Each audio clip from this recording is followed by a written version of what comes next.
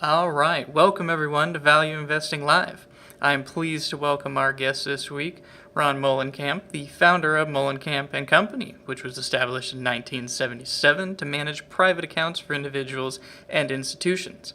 As always, for those of you out there in the audience, please let us know where you're coming from. Say hello. We're always happy to have our international audience members out there. But do keep in mind all of those questions and comments that you are posting over there in that chat section. We are going to hold those until we get to the end of the presentation, just to make sure we cruise on through everything smoothly.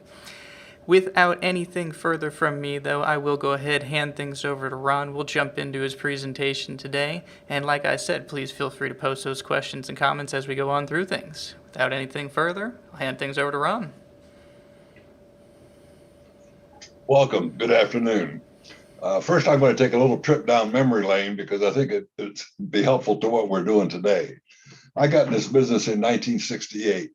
At that time, I never owned a stock, never owned a bond. To this day, I've never taken a course in Wall Street finance. I have studied corporate finance. But in 1968, everyone believed that 4.5 is a normal interest rate, that 17 was a normal PE, and that after all, the economy had been growing at a nice rate since about 1951. Stocks have been on an uptrend since about 1951. In fact, when I was in graduate school, people expected to do 15% a year going forward because that's about what they'd done for the last 15 years. Now, they didn't bother noticing that in 51, PEs were at 7, and by 68, they were at 17. So although companies had done well, the stock market had done even better. But that was given as a normal. And then came the 70s. In the 60s, nobody talked about inflation because it had been flat and stable pretty much since maybe 54. It had spiked up after World War II. It had spiked up a little bit in Korea, but things have been stable for a long period of time. So everybody considered that normal. And the trouble with these rules of thumb, like interest rates or particularly a PE, is that either the numerator or the denominator can change. And every time you take a ratio, you lose some information. And usually what ends up doing is you look at the wrong half of the ratio to change. You might be watching the numerator very closely, and lo and behold, the denominator moves on you. That's what happened in the 70s. In 1970, inflation ran up a little bit, interest rates ran up a little bit. Everybody said, don't worry about it, it's temporary. And we went on from there. In 1973, 74, inflation ran up again, interest rates ran up again, and everybody said, my God, it could be permanent. Well, if inflation goes from 1.5% to 8, and interest rates go from 4.5 to 13, companies, of course, will respond to that, but they can't respond quickly. So it took about a decade for companies to move their hurdle rates up to a level that made sense for the higher inflation. Well, Wall Street did it in 2 years, 73, 74. They simply cut the PEs from 17 to 7. Now, 17 PE, if you're growing at 3 or 4%, implies a return of about 6%. And the reason it had been higher than that is because you went from a 7 to a 17. So you doubled over a period of time. But at a 7, once you get it down to a 7 PE, now looking forward, and let's say prices are at book, but you're looking at a 14% return. So the way the market gets the prospective returns up is to cut the current price in half. And that's what happened in 73, 74, and it confused a whole lot of people. Now, I should point out that in 68, we were confident enough that we had licked things. A friend of mine got his degree in economics in 1968. Where he went to school, they canceled the course on the business cycle because we thought we had licked it. The Fed says, we'll just print money. And of course, that worked for a little while, and then it flowed through to become inflationary. Now, we also had a populace. My father was born in 1910. My mother was born in 1918. The dominant economic event of their lifetime was the Great Depression. They worried less about the return on their money than they worried about the return of their money. So all through the 70s, as inflation was running up, our mothers and grandmothers were still comfortable getting 5.25% at a savings and loan or a bank on a passbook savings account, highest rate allowed by law. We actually capped interest rates that banks and savings and loans could pay on passbook savings at 5.25%. And as long as our mothers and grandmothers feared depression more than they feared inflation, they were happy to do that. And that took about a decade. Well, near the end of the 70s, Merrill Lynch come out and said, we'll pay you 13% on a money market fund. Oh, now, is it painful enough that I'll give up the government guarantee on passbook savings in order to get a 13% return instead of 5.25%? Now, that first step that my grandmother took was painful. Once she had done that and found out she was getting her 13, then 3 months later, she'd cross the street for a nickel. What I'm saying is a decade of pain, of high inflation at a time when it was not expected, rewrote all the rules. Now, my father was a farmer. He farmed on a 4-quarter farming cycle. In Ohio and Pennsylvania, crops only grow about half the time. If I once asked a question in San Diego, does anybody have a garden? And a number of people did. And I said, how many months a year does your garden grow? And they said, 12 months. What's the question? I said, well, I live in Pennsylvania. Crops only grow about half the time. Now, if you live in Pennsylvania and think you live in San Diego, if you expect the crops to grow 4 quarters a year, you're not going to make it through the first winter time. Well, the business cycle, which often coincided with the election cycle, we used to have a business cycle that averaged about 4 or 5 years. And the trick was to plant crops in February when they were cheap, and the youngsters didn't expect summertime, and harvest them in October. Most investors want to plant their corn in October because it's grown so well since April. We're once now at the end of where we've been in a period where for 15, 20 years, the crops have grown pretty nicely and everybody expects them to keep growing because they have been. That isn't the way it works. Now, we do have a different population. I don't know how the millennials are going to react if it looks like inflation is more than, what's the current word, transitory? What I do know is that the Fed is still patting itself on the back, congratulating themselves on how well they've done by printing money. Folks, the only thing the Fed knows how to do is print money. Their answer is always print more money. And in the 70s, we paid a price for that. It's going to be pretty unusual if we don't pay a price for it again, but I don't know how long they can stretch this out. Japan's already stretched it out for more than a decade in levels that nobody thought they could, but we continue to do that. Essentially, now, if you go back, incidentally, if you go onto our website or come back into this thing, we put together a list of things that I sort of title Things I Wish I Had Known Sooner. And among those things, there's a pie chart demonstrating that we're 3 times as prosperous as our grandparents were in 1950. But after all, 2% productivity for 60 years is a triple.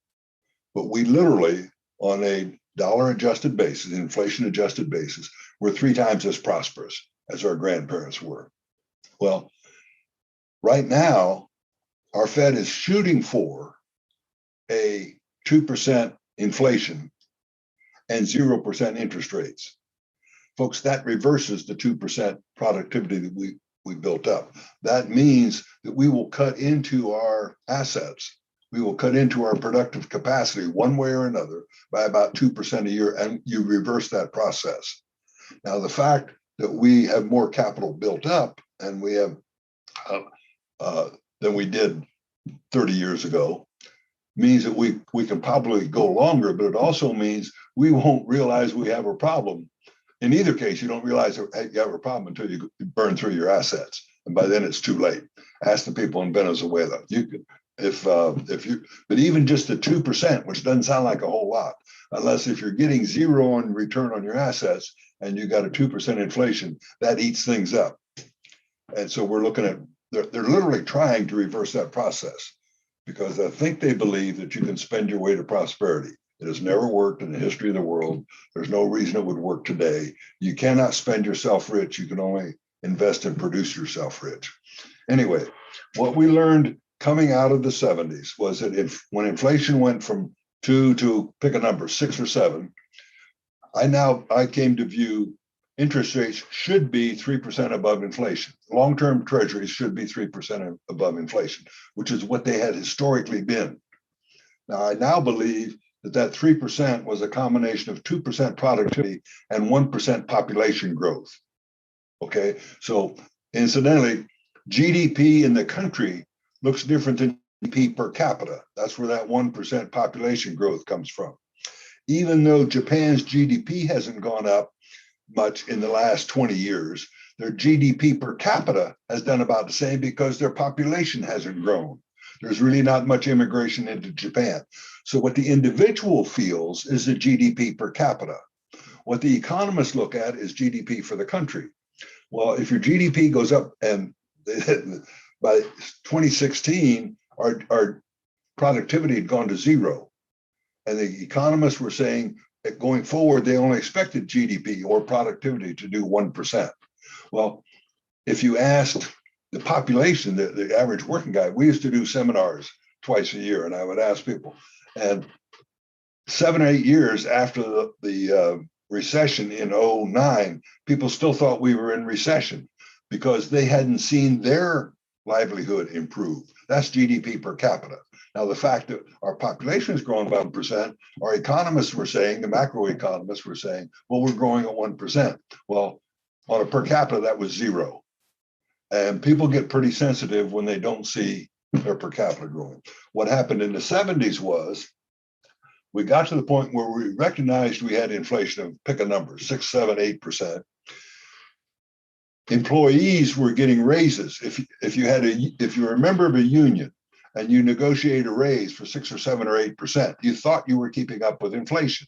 And then you take your paycheck home and the spouse says, I can't buy groceries. Well, if the next time you do your tax return, look at the tax tables. It turns out if your income goes up by 10%, your taxes go up by 20%. So the wage increase was pre-tax, but after taxes, people were literally falling behind and frankly didn't know why, but they knew they were hurting.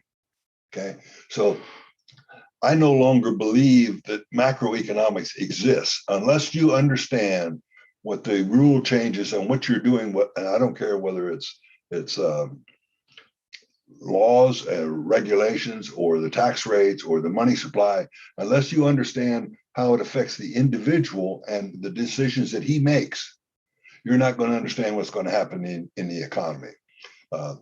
We call those changes a change in climate.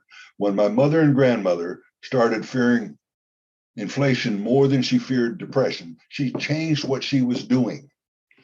Then in the 80s, as interest rates came down, on one occasion, I'm at a reunion, and a classmate of mine has his PhD in economics. He was a chief economist for a name firm in the country. And this is in the early 80s. And he's arguing, he says, Ron, the average guy isn't keeping up with inflation. He's going to go on strike. I said, but he doesn't.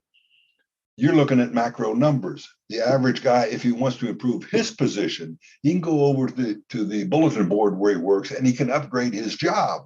So as long as jobs are available and as long as you can upgrade your job, you can do something about the fact that your current salary isn't keep up with inflation. I said, what I'm seeing happening is we own stock in Fannie Mae, and every quarter they show the average duration of the mortgages they're having. As interest rates were coming down, they were refinancing their mortgages, but they were also, Fannie Mae told us that a third of them were going from a 30-year mortgage to a 15-year mortgage. Okay, now let's think about that for a little bit.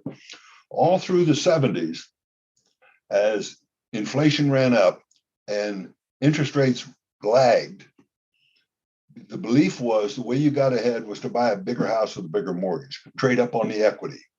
My farming cousins believed the way you got ahead was to borrow more money and buy more farmland. For most of us, the way you can borrow money fairly easily is on real estate. And they did that. If you kept doing that in the 80s, inflation came down, but interest rates stay high, you went broke. The first farm aid was in 1984. So what I was seeing in the early 80s is that people, now up until 1970, it was a great celebration when you finally burned the mortgage. You got out from under that load. And then during the 70s, the mortgage was actually making you money. Well, in the 80s, people would refinance that mortgage to a 15 years. So they're now paying twice as much principal every month as they had been before. And my mental picture is Scrooge McDuck in his counting room, and the money's coming in at twice the rate that he expected. And my argument in here was, the banks are going to be flush. They're going to be offering credit cards and loans because they're getting money in at twice the rate. I said, and once people have refinanced their mortgage and gone to a 15-year, what would it take for them to say, oh, I want to go back to a 30-year mortgage? I think that's an almost irreversible. You'd have to have the kind of experience we had in the 70s, which we weren't going to allow. I mean, the pain of inflation is what gave us, Jimmy Carter named Paul Volcker as chairman of the Fed to support the dollar. And so we got a new guy in the Fed, and then we got a new guy in the White House named Ronald Reagan, who allowed Paul Volcker to do his job. Well, I didn't see any way that would be reversed after people went from a 30-year mortgage to a 15. So I said, interest rates are coming down. At the time, treasuries were probably about 9%. Within 18 months, they were 6.5%. And all I'm saying is when the public changes what it's doing, I call that a changing climate. What worked last year doesn't work this year. When my folks moved from Ohio to Albuquerque, they bought a house, they planted a yard and found out that if they didn't water it every 2 days, it went back to sand. So when they got another house, their front and backyards were sand. The sand in Albuquerque is beautiful because green costs you money for water. In Ohio and Pennsylvania, green is beautiful. That's what Mother Nature provides. So my real question today is, I see that the Fed has been printing money. So far, they've gotten away with it. Although this year, we're seeing wages go up, but at a slower rate than inflation's going up. So our politicians like to say, well, wages are going up, but each month this year, they've gone up at a slower rate than inflation. Now, if that begins to bite, for the average for folks, I don't know how the public's going to respond. I know that for the last 10 years, we've built fewer houses than people expected because millennials for a while, they found it cheaper to live in an apartment. And some of them lived at home because they're marrying a little later than we used to because they're going to school longer. But whatever that combination of things, now I'm starting to hear that, gee, we'd like to buy a house, but we can't afford to. Well, if they get to the point where, gee, we better do it while because they're just running up.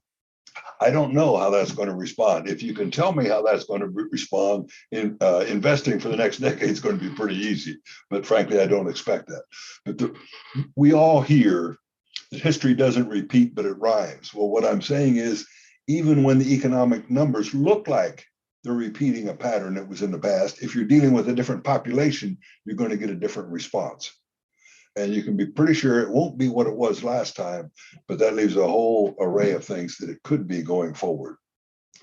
Okay, so how do we deal with all that? Well, what I did in the early 70s was says, what Wall Street's telling me isn't working. In fact, there was a particular broker that would come to town and he'd say, everybody knows 17s are normal PE. PEs are down at 15. They're cheap. You should buy them. And a month later, they're at 14. They're cheap. You should buy them. And then they were 11. And then they were 9. I finally said, wait a minute. I said, I've been buying them. I'm out of money. What's going on here? Well, he didn't have an answer. Well, they went to 7. Well, they had to go to 7 to get the prospective returns up to 15. I said a moment ago that inflation is 3. Interest rates, treasuries ought to be 6. I conclude that to put up equity money, I'm now thinking as a corporate exec. If it costs me 6 to borrow money, what do I need to do, return on equity, to be worth borrowing that money? And my premium is something like 3%. So I said, I got to do 9. So if a company was doing a 9% return, they were worth book, which would be an 11 PE. Now, what we all try to do is predict growth, but we find it very unpredictable. What has been pretty stable, pretty much since World War II, is return on shareholder equity. So when we look at a company, the first thing we look at, the first number we look at, is return on shareholder equity. Other people use free cash flow, which I view as quite legitimate. But first, you want to know how well is the company run and how profitable is it? And Graham had asked me, do we look at metrics or do we look at management? Well, if it's a big company and a stable business, I mean, if it's Procter & Gamble, who's about as mature as you get, and their businesses are pretty stable, you can probably go with the metrics. If it's a small company or something new, you're betting on management. What you're really doing is when our clients come to us, what they're really looking to find out is whether they believe they can trust us with their money. That's the same thing you do with a small company. Do you believe you can trust them with your money? Amazon, until the last 3 years, really didn't make any profit to speak of. But Jeff Bezos built a record that says to the rest of the world, this guy is pretty good at finding places to invest capital. And I wasn't smart enough to buy it early, but the public paid on the come. Everything you do as an entrepreneur is on the come anyway. But for small companies or people in the cutting edge, you're betting on the people, and you got to get to know the people, because that's really what it all boils down to. But we start with return on shareholder equity. And incidentally, in the 70s, as inflation ran up and interest rates ran up and corporate execs started saying we have to get a higher return, I used to plot on a quarterly basis. Business Week had a quarterly survey of corporate performance, and they showed return on equity was one of their metrics. And when it got to the point where the return on equity that was required, say inflation was 5% and interest rates were 8%, and return on equity should be 11%, you saw people like steel companies closing their plants because they couldn't reach that 11%. You saw people like tire companies closing their plants, because they couldn't reach that 11% return on equity. Drug companies were doing a 20% return on equity, so they lost their premium, but they could still justify being in business. And the other part of that is when it gets to the point where your stock is selling at book value, now the shareholder is looking at the same set of numbers that the corporate treasurer or finance officer is looking at. And what we really like to know from a corporate management is, what metrics do you use to judge your own performance? Some people used to use payback, some people use return on shareholder equity, some people literally use sales growth, but we think it has to at some point come into play in terms of returns.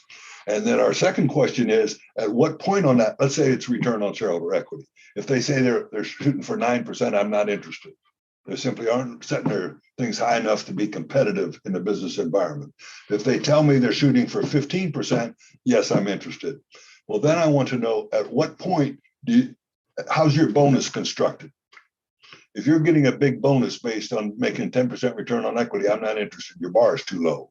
If you tell me that your goal is 15, and if you do 17 or 18, you can double your income. Now I know what you're trying to do. Now you still may not make it, but you're not likely to hit the targets you're not shooting for. And we at least want to know what your targets are.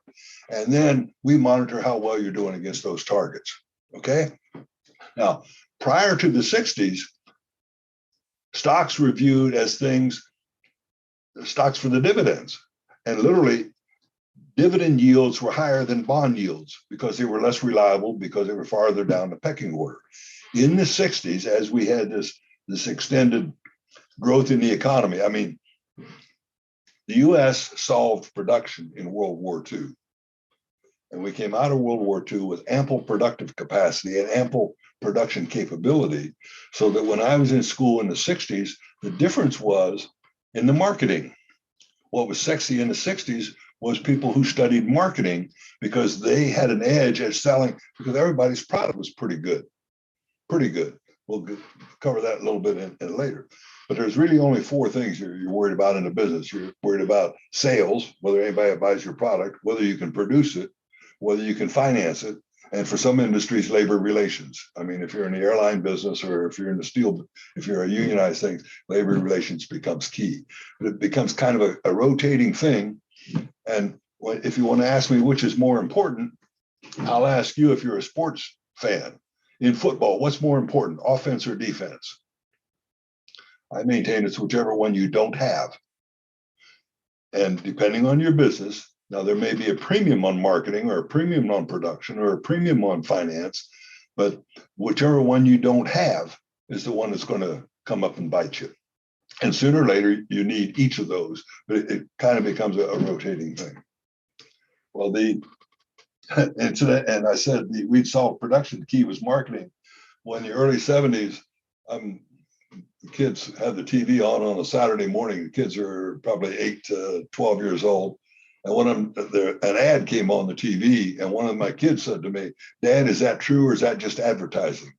Well, when a 9-year-old asks you if something's true or just spin, you know that they've kind of figured out that not everything in life is true. And but these things are rotating things.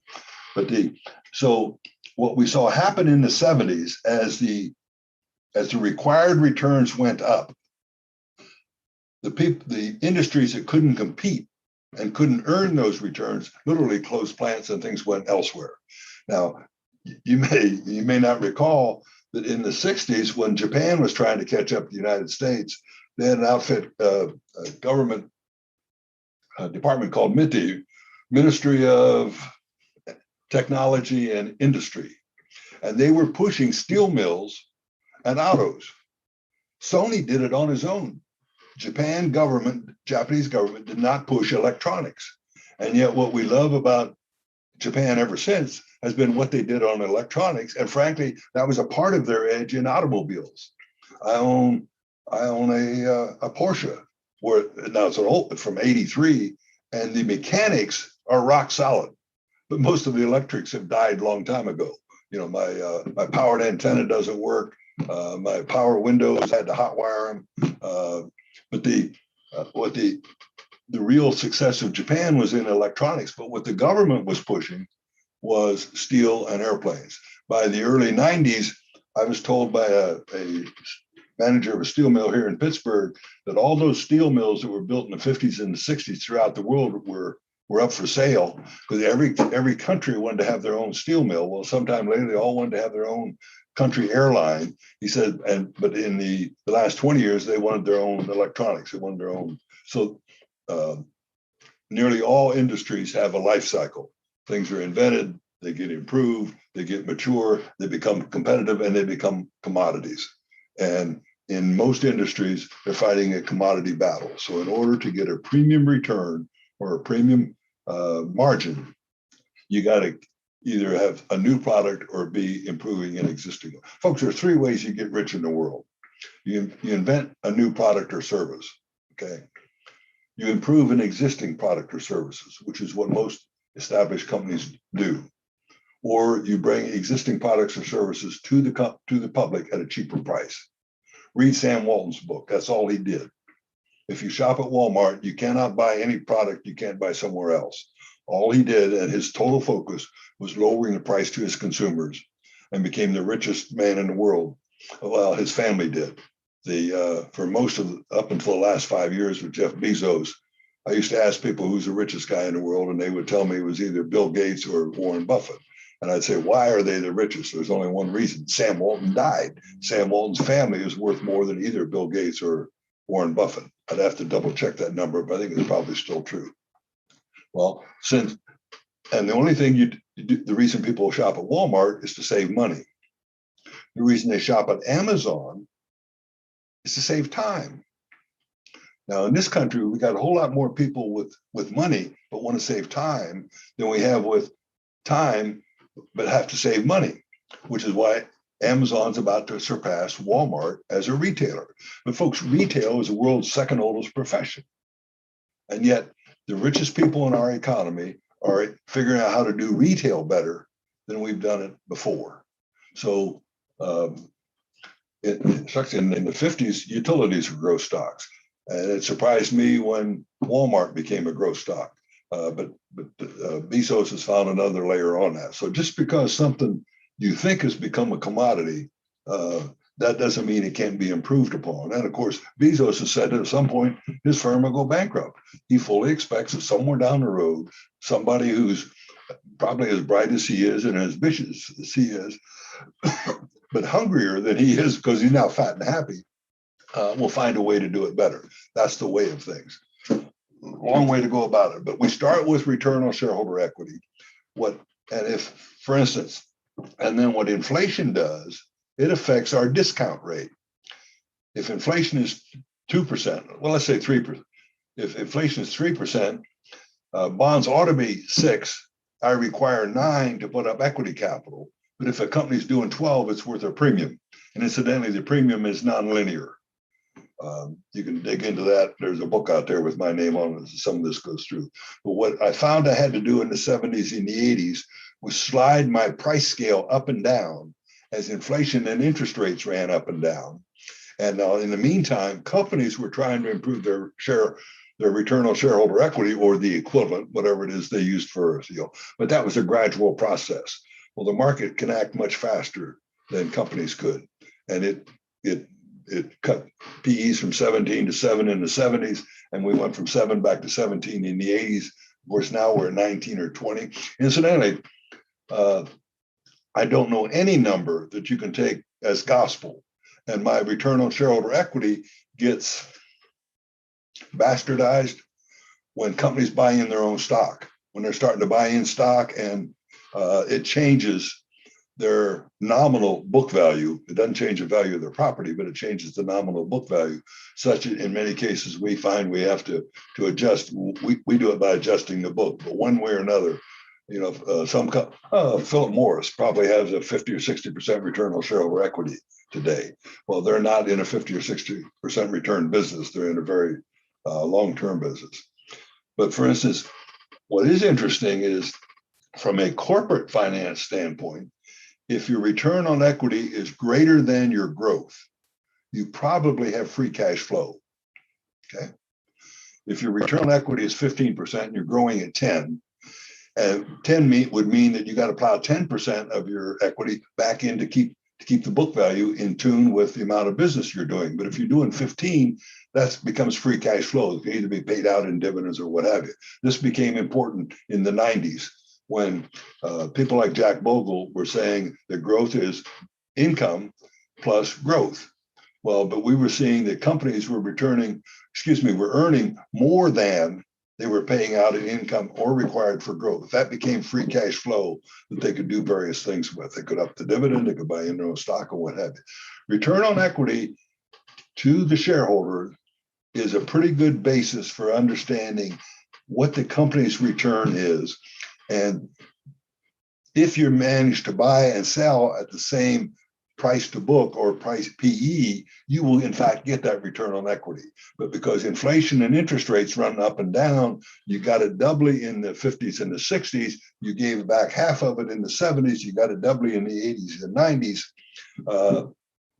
And to understand, if you want, get hold of the book and this will do it. But in fact, over time, Wall Street returns are dependent on corporate returns. Okay. Now, if you're a hot stock and you're growing faster than your return on equity, if you're growing faster than your return on equity, sooner or later, you probably have to raise equity capital. Okay. Now, if your stock is hot, if you're Tesla and you can go out and sell a whole lot of stock and people don't really care whether you're earning earnings today. Well, that works part of the time. But if you have to raise money when the market's not in your favor, you end up going broke or selling out at a dirt cheap price or what have you. But the values do return to fundamental values. And I define fundamental values as those that can be justified either as a businessman running this business. And what can I sell my product for? What are the cost of inputs cost me? What's an alternative return? After all, if I can earn 6% on a bond, there's no point in going into business and getting 5% or 6 or 7 for that matter. If I have to borrow money and it costs me 6%, I better earn 9 or 10 on it because it's not going to come in at a steady rate all the time. But you need some cushion there, or you're going to be out of business the first time. You're going to lose the farm the first time wintertime shows up and you've ate your seed corn. So now Lee Cooperman says that in the current market, we have 3 markets out there. One is the fundamentals that I just described, and there are in fact a number of companies that are still selling about 10 times earnings. Well, for instance, Tesla's a hot stock, right? Tesla is going to rewrite, and Musk says he's not in the car business, he's in the electric business. Okay. Well, do you know that Tenneco, which makes mufflers, now an electric car doesn't require a muffler, but an internal combustion engine does. So does it surprise you that Tenneco is selling at about 5 times earnings? Now, I don't, even if we all bought cars, all electric cars in the future, the average car on the road is now, I think, 11 years old, which means that it doesn't get junked until it's 22 years old. And if you have a car and your muffler goes bad, you're going to replace that muffler because it's a small item relative to a car until your car is 22 years old. And Tenneco supplies mufflers to new cars, but they also supply mufflers to used cars, and probably at a higher margin. I don't have the detailed numbers, but that's the way those things tend to work. Well, so Tesla's at 100 times earnings or whatever the number is, and Tenneco is at 5 times earnings. And based on the way I think about the world, I'm more attracted to Tenneco than to Tesla. So those things are out there. I mentioned Lee Cooperman. He says there's also the growth stocks, the Teslas of the world. And in fact, which is all based on the future. Now, what does happen, and what we learned in the 70s and the 80s, is depending on the rate at which you discount the future. And the conundrum that most investors in the market have today is they've learned to treat interest rates as if interest rates are always fair. Well, in my opinion, they were too low in the 70s, they were too high in the 80s. But if your discount rate on stocks is based on interest rates on bonds, and interest rates on bonds are 2 or 3% when they should be 5 or 6, then you're getting a false signal. Now, we think the reason interest rates on bonds are as low as they are is, one, we've talked about the Fed a little bit, but what's also happened in the last 40 years is pension funds now exceed $12 trillion, plus another $1.5 trillion is underfunded. And pension contributions get made whether companies earn a good profit or not, plus the catch up on that $1.5 trillion that's underfunded. If there's $1.5 trillion underfunded and they have to do it over 30 years, that's $50 billion a year just to play catch up on top of what the normal things are. And pension funds tend to invest their money when they get it. So if they get a pool of money in from the company and their asset mix is 60-40, as they buy 60% of bonds almost regardless of the interest rate, and 40 in stocks almost regardless of the price. And I say almost because once in a while, things hit the fan enough where a pension fund will say, well, maybe not this month, maybe we'll wait. That tends to occur about 3/4 of the way down on a downdraft when the trustees are getting scared by the news in the paper every day as to how much the market's falling. I've sat in those meetings when the consultant says, based on your plan, you're going to be 60-40. Your bonds are down, but your stocks are down more. You should be buying stocks here to get to your 60-40 mix. And the trustee says, are you out of your mind? You're getting killed. We went the hell out of those things. Well, that gives you the final leg down in a bear market. But I can tell you that can kick in and has kicked in the past. I cannot tell you at what point it'll kick in the future. But the combination of huge pools of money, I mean, in Japan, the sovereign wealth funds and the insurance companies and the pension plans have bought out all the Japanese government bonds, many Japanese stocks. They've rolled over and for years have been buying U.S. Treasury bonds, and they're now buying U.S. stocks. And that has kept this whole thing going longer than people thought it could. But those plans are a bigger part of what's going on than they were in the past times when we faced this kind of stuff. So I'm trying to monitor it, but I can't tell you. I can tell you that we're at risk of that kicking in. And in fact, to me, that would be the big kicker. But I don't know at what point it would kick in or what have you. Folks, we talk about a correction being less than 10% and a bear market being something over 20. Well, the first 15%, the two look the same. And then typically something happens, and maybe something out of left field. I won't even mention Afghanistan, but something out of left field that simply pulls down your psyche a little bit and says, my God, what I thought was working, I just got kicked in the shins. But we are susceptible to that. But the long and short of it is now we're priced as if there's no problems. Our Fed is stretching things in ways we couldn't do before. One thing I missed in '08 was I read Barack Obama's book, and I concluded that Barack Obama believed that the employer is the enemy. And what he told me was, as an employer, that my taxes were going up. He told me the regs were going up. Folks, half of Dodd-Frank was never published. Whether they wrote the rules or not, I don't know, but they were never published. And I knew the cost of healthcare was going up. Well, now, as a business owner and as an investor, if you tell me my taxes are going up, price of healthcare is going up, regulations are going up, do you expect me to build plant and hire people? And I concluded that the recovery from the recession of '08 would be half speed. On that, I was right. I concluded also that if the recovery were half speed, every industry would have ample capacity, and the only way people would get ahead would be to cut prices. So I said, margins are going to come down. Jeremy Grantham was saying, he believes in return. You got to be careful when you talk about return to the mean, because I'm waiting for my weight to return to the mean. I'm not waiting for my age to return to the mean. That doesn't happen. Not all things return to the mean, but something like return on equity usually does. And he was calling for a decade for things to return to the mean. And frankly, I was expecting it too, coming out of or I expected return on equities to come down because I saw a slow speed expansion. Well, what I failed to recognize was if you're a businessman, even cutting prices is a rather aggressive tactic. If you're really scared and drawing in and saying, I hope I can survive this, chances are you're not going to cut prices. People, unless your competitor's cutting prices, people don't demand that. But for whatever reason, well, that's what I'm now believe it was it, or part of it. But whatever the reason is, people did not cut prices in the last 10 years. So profitability held up.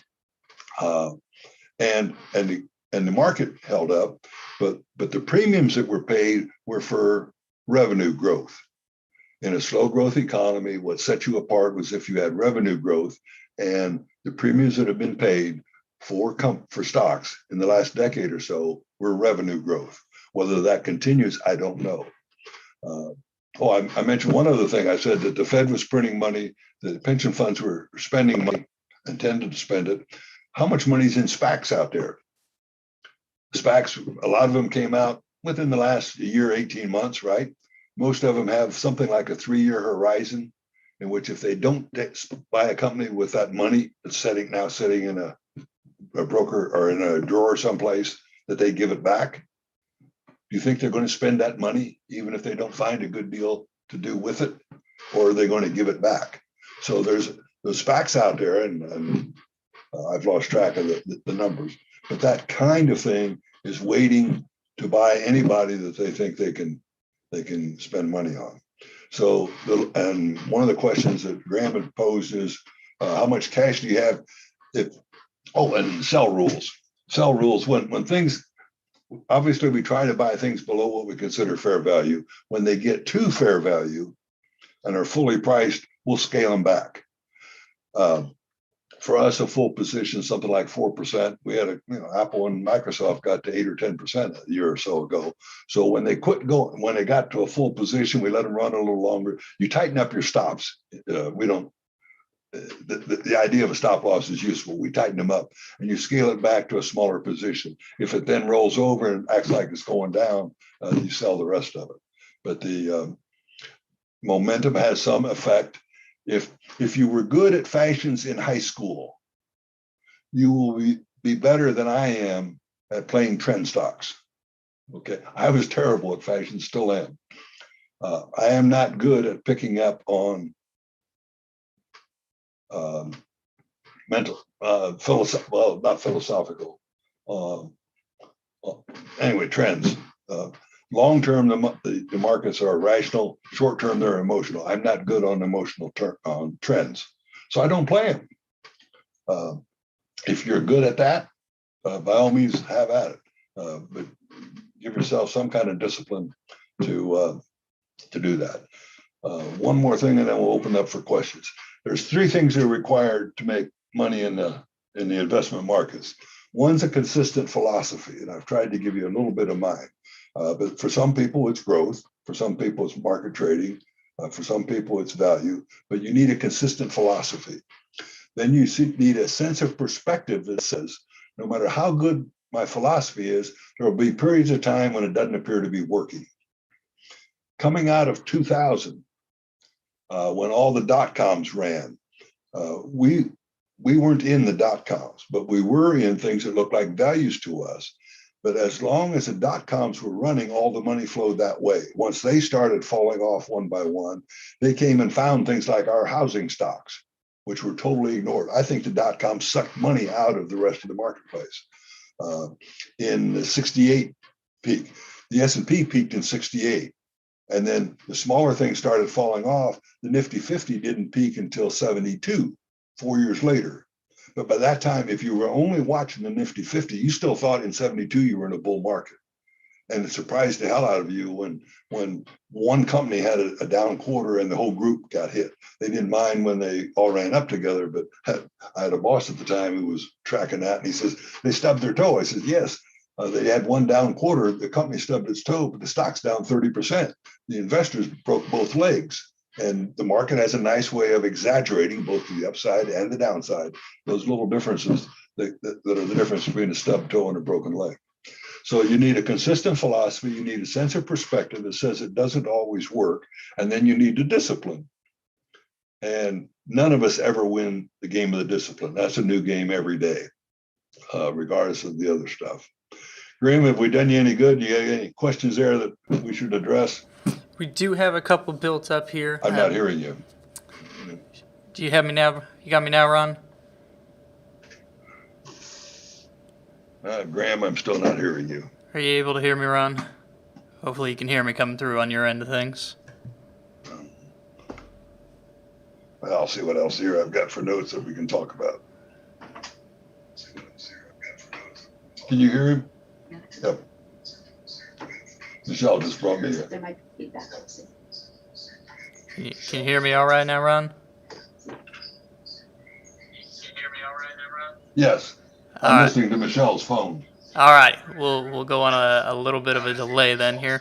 I'll pass some questions on here.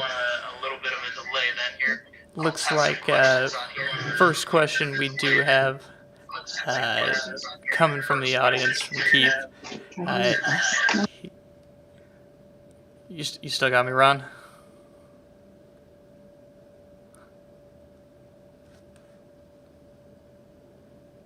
Oh.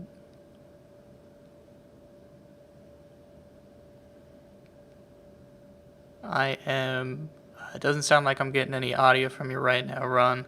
I'll go ahead and pass on our first question, though, coming from Keith out there in the audience. And he's asking if there is any legitimate space for precious materials, or metals, I should say, in a portfolio right now, in your opinion.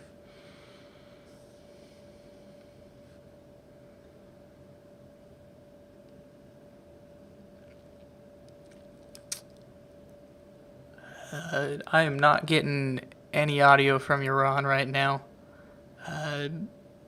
Doesn't show that you are muted, but it looks like microphone in whatever form may have been disconnected here.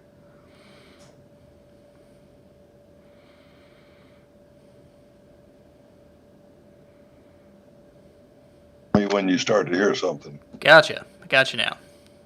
Yeah, see, I'm here. Okay, you're good. Okay.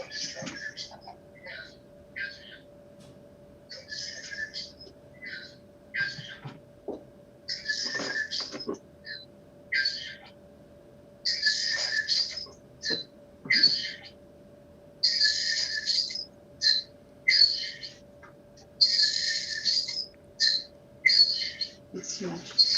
You're talking through the phone. I'm going to talk to the phone.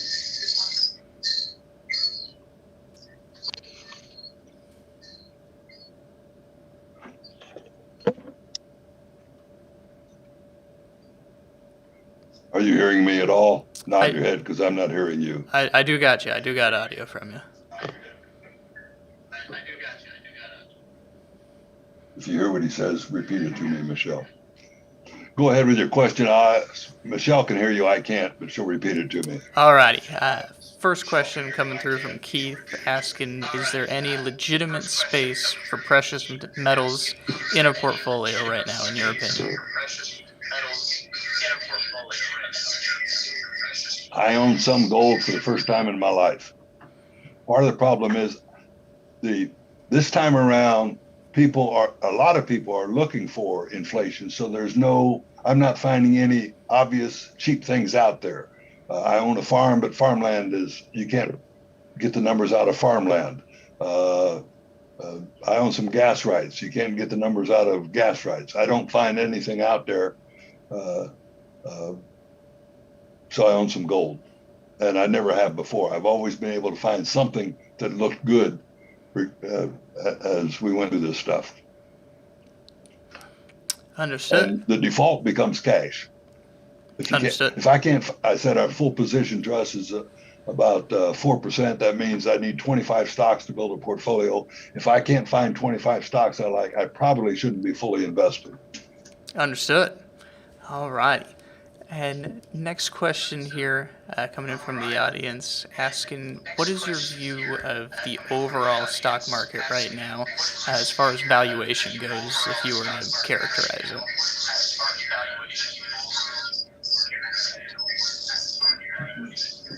Valuations are full if inflation's 2.5%. If you think inflation is going to be above that, I'm not finding values at a 3% inflation. At a 2% and a decent growth, we could be all right. But if inflation is going to be much above that, unless it's truly transitory, but valuations are full if you assume inflation is 2.5%, which means bonds should be 5.5%, and they're not. So we own no bonds. Understood. And looks like next question asking what your take on index investing at these current valuations are.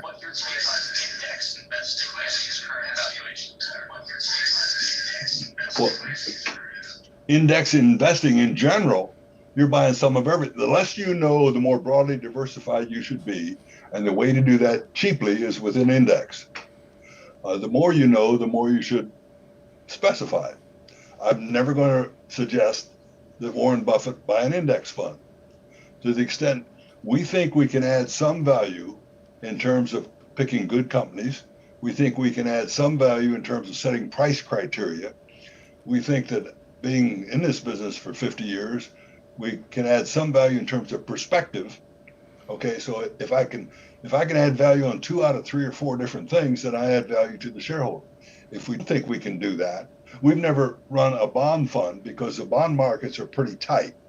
Insurance companies and pension funds put a lot of effort and time and money into the bond market, and it's a pretty tight market. Right now, spreads on junk bonds are unusually low. I mean, you literally don't get paid for the risk of it.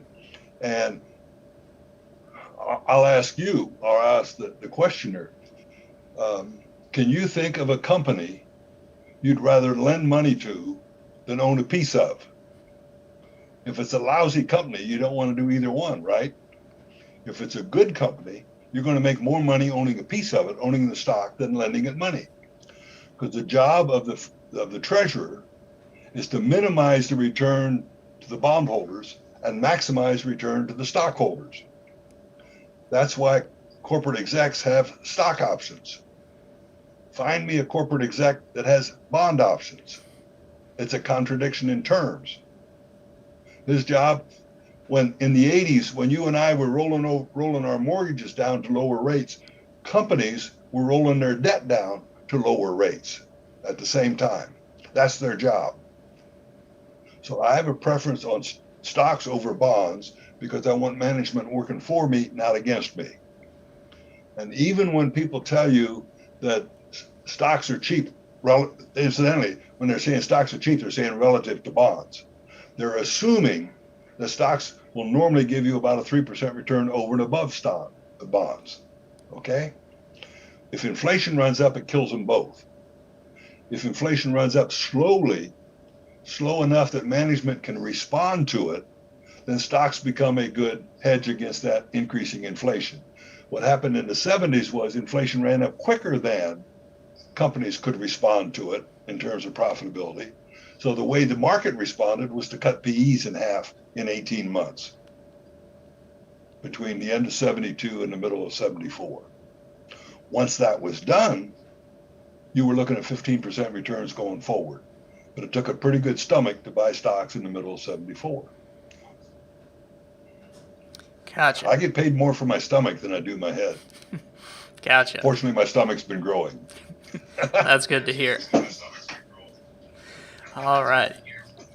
So moving on, looks like we do have another question coming in asking, looks like you hit on this just a second ago a little bit, but we'll expand on it now, asking what's your take on the gas pipeline industry moving into the coming decades. I'm assuming referencing here what we'll call the coming electric vehicle revolution.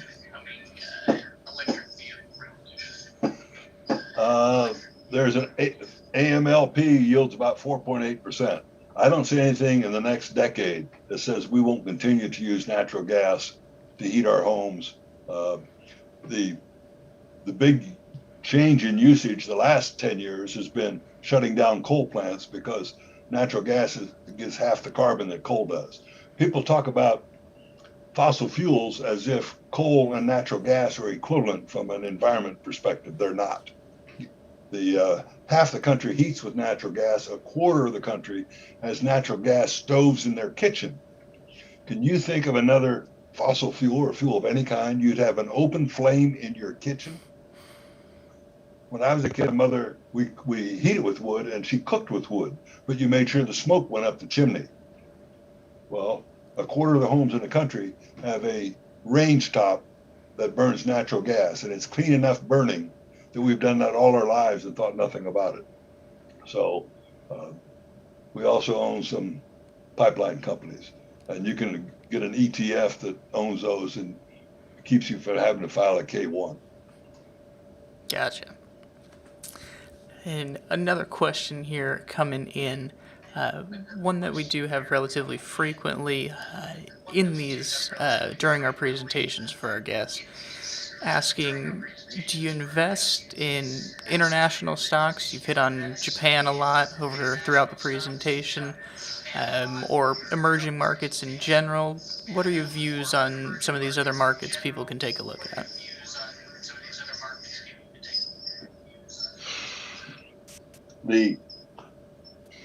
Anytime you go outside your home country, any home country, you have a currency risk, and currency is always against something. And we're trying to figure out, right now, China is trying to support their currency, or at least some moves in that direction. Very few other people are.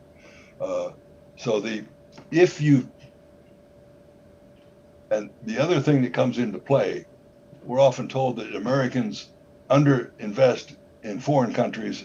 Well, when the stuff hits the fan, how well do you sleep at night if you own something where you have currency risk on top of other risk? If you're truly neutral in those respects, then you should use the same, in my opinion, should use the same criteria for foreign stocks that you use for domestic.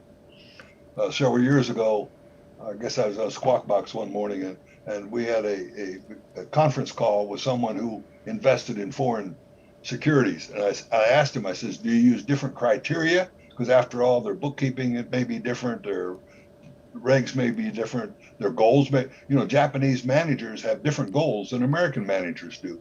Japanese companies tend to have very low return on shareholder equity, but they're big on labor relations and things of that sort. I said, do you use different criteria, or do you use similar criteria and then discount it for instance, the accounting? Now, in his case, he said that he used similar criteria, but discounted for the accounting. My point is you can go either way, but unless you have equal confidence in your ability to judge that consumer market, that corporate market, and that financial market, then in my opinion, you probably should have less than a full capacity.